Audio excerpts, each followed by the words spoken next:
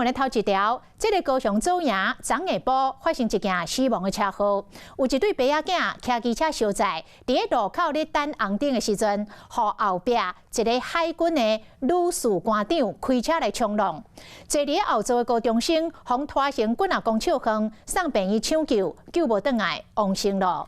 妈妈接到消息，崩盘痛哭，爸爸嘛无法度接受这个事实。这位高中生真爱拍篮球，是学校的篮球校队。最近2个月要参加一场大型的篮球比赛，爸爸是真支持伊的梦想。但是遗憾的是，高中生永远拢无法度参加这场的比赛咯。这个桥头的人，因为红灯停落来，规人被弄倒在地。用另外一个角度来看，后壁这台轿车拢无减速，直接弄落去。因为这个车祸，好一个高中生性命就此结束。后面那台就直接把他一直推到那边，就撞击了。死者是18岁一个姓王的高三学生，因后爸去学校要接伊下课，想袂到发生车祸。这个做老母的听到这个消息，哀痛欲绝。他奶奶他知道，就是说尽量不要让他，就是让他80几岁控制。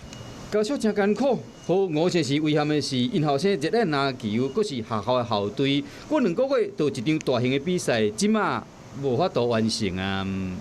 他在校队的时候就更努力有在打，都比人家还努力。很期待这次的比赛，因为如果过的话，其实对升学也是有帮助。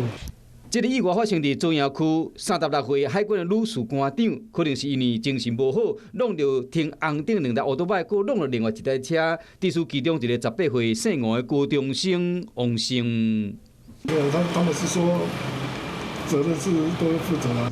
虽然代志发生后，军方有来慰问，强调讲会负全责，也毋过一场车祸粉碎一个家庭的天伦之梦。